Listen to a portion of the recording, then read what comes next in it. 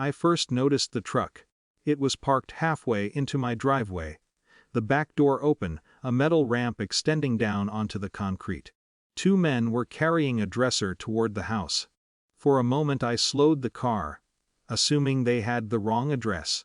Then I saw my front door standing open.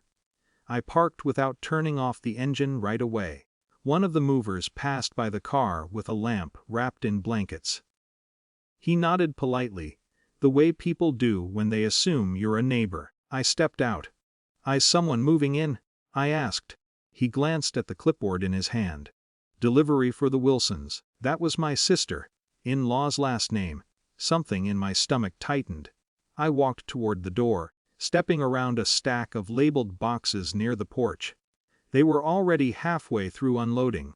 Inside the house, the air felt wrong immediately. Not chaotic, just rearranged. Boxes lined the hallway walls. A small dining table sat in the middle of the living room, where my coffee table usually was. Someone had moved the rug slightly off-center. Voices drifted down from upstairs. Then my sister-in-law appeared at the top of the staircase. "Oh hey," she said casually, as if I had just come home from the grocery store. Her husband stepped out behind her holding a tape measure. "You're early," she added. I stood there for a moment. Early for what? She walked down the stairs slowly, smiling the way people do when they're about to explain something obvious. "We had to move out of the apartment faster than expected," she said. "So we figured we'd stay here for a bit." For a bit. She said it lightly, like borrowing a chair. Behind her, one of the movers carried a box labeled kitchen, fragile into my living room. "You figured," I repeated. She waved her hand dismissively. "It's temporary." Her husband walked past us toward the front door, gesturing to the movers where to put the next piece of furniture. "Bedroom set goes upstairs," he told them. I turned slowly toward the staircase. "My bedroom." "Oh, relax," she said. "The house is huge." It wasn't huge, just normal. 3 bedrooms, one of which I used as an office. "You moved my things?" I asked. She shrugged. "We just shifted some stuff to make space." There was a tone in her voice I recognized immediately, the tone that assumed the conversation was already settled. Family meant flexibility. Family meant accommodating. Behind us, the movers kept working. Boxes scraped softly across the floor. I walked upstairs. The bedroom door was open. My comforter had been folded and set on a chair. A stack of unfamiliar boxes sat near the closet. Someone had placed a mattress protector over my bed like they were preparing it for guests. For a moment I just stood there. Not angry yet. Just trying to understand how this had progressed so far without anyone stopping. Downstairs my sister-in-law laughed at something her husband said. I walked back down and stepped outside. One of the movers was adjusting straps on a refrigerator dolly. "Can I ask you something?" I said. "Sure. Who authorized the delivery into the house?"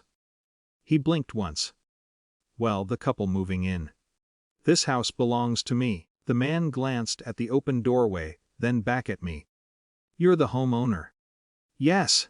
He looked toward the truck, then toward his coworker. They exchanged a quick glance.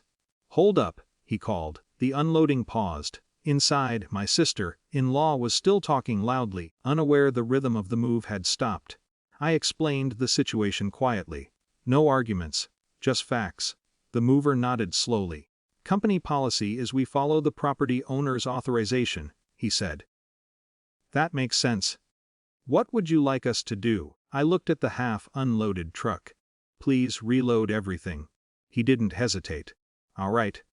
The first box came back out almost immediately, then the dining table, then the dresser. Inside the house, footsteps rushed toward the door. "What are they doing?" my sister-in-law asked. Her husband stepped outside, confused. The mover answered before I did. "Homeowner requested the delivery be canceled." They both looked at me. "What?" she said. "We're not moving in here," I replied. Her face tightened. "You're serious?"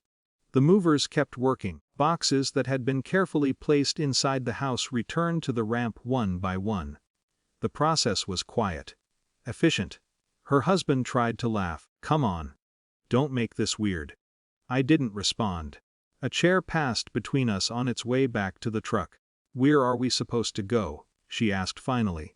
The question sounded less confident now. I don't know, I said. The last box came out of the hallway. The movers wiped their hands and began securing the truck door. My living room looked the way it had that morning again, the rug slightly crooked from all the movement. But my sister-in-law stood on the driveway staring at the truck like she expected it to stop. It didn't. The driver climbed into the cab. The engine started, and the house became quiet again.